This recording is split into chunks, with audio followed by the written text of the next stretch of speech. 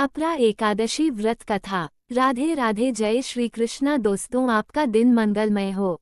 प्रभु की कृपा सदैव बनी रहे।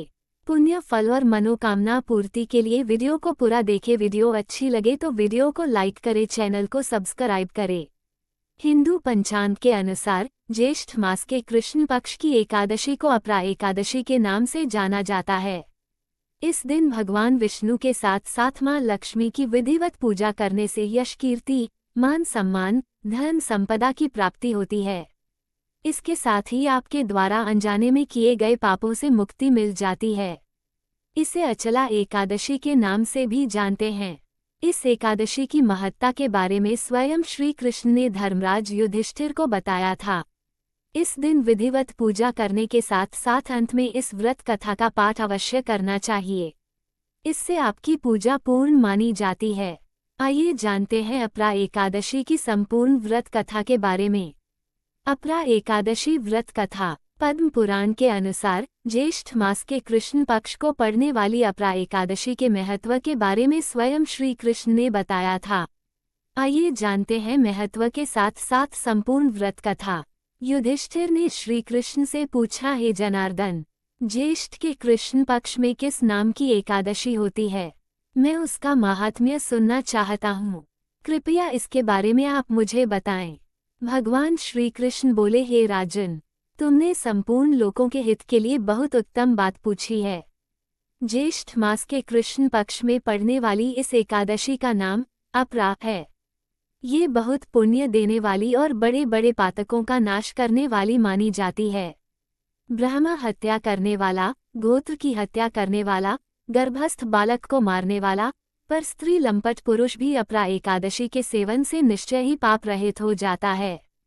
जो झूठी गवाही देता, माप तोल में धोखा देता, बिना जाने ही नक्षत्रों की गणना करता और कूटनीति से आयुर्वेद का ज्ञाता बनकर वैद्य का काम करता है, ये सब नरक में निवास करने वाले प्राणी हैं।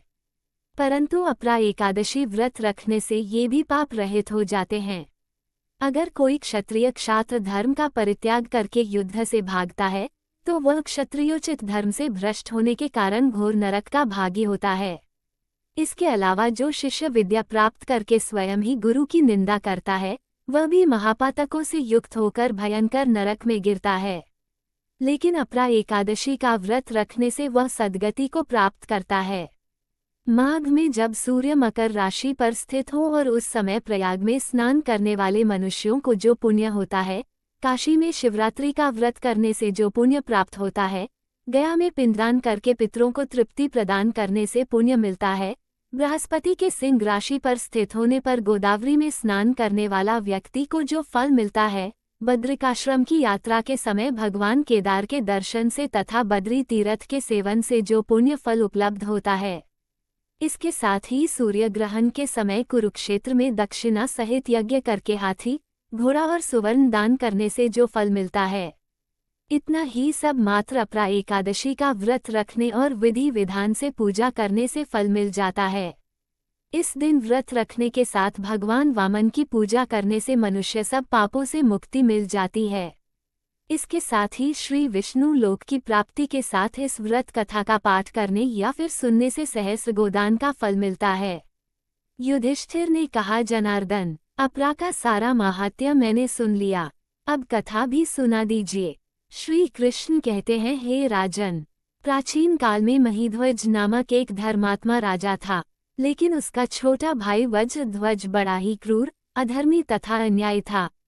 वह अपने बड़े भाई से द्वेष रखता था। इस द्वेष भाव में एक दिन रात्रि के समय छोटे भाई ने अपने बड़े भाई की हत्या कर दिया और उसकी देह को एक जंगली पीपल के नीचे गाड़ दिया। इस अकाल मृत्यु से राजा प्रेतात्मा के रूप में उसी पीपल पर रहने लगा और अनेक उत्पात करने लगा।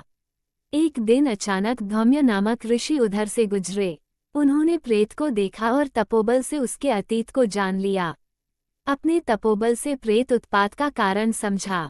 ऋषि ने प्रसन्न होकर उस प्रेत को पीपल के पेड़ से उतारा तथा परलोक विद्या का उपदेश दिया। दयालु ऋषि ने राजा की प्रेत योनि से मुक्ति के लिए स्वयं ही अपरा अचला एकादशी का व्रत किया और उसे अगति से छुड़ाने को उसका पुण्य प्रेत को अर्पित कर दिया।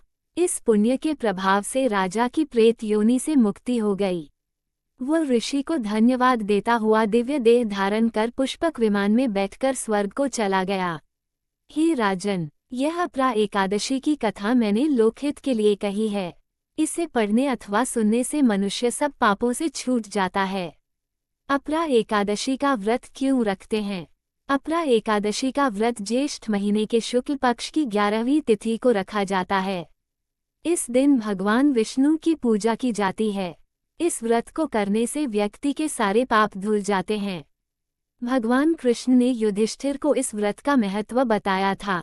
उन्होंने कहा था कि इस व्रत को करने से ब्रह्महत्या जैसे घोर पाप भी माफ हो जाते हैं। अपरा एकादशी व्रत के कई लाभ बताए गए हैं। ऐसा माना जाता है कि इस व्रत को करने से कई जन्मों के पाप नष्ट हो जाते हैं। ये भी कहा जाता है कि इस व्रत को करने से धन और समृद्धि की प्राप्ति होती है।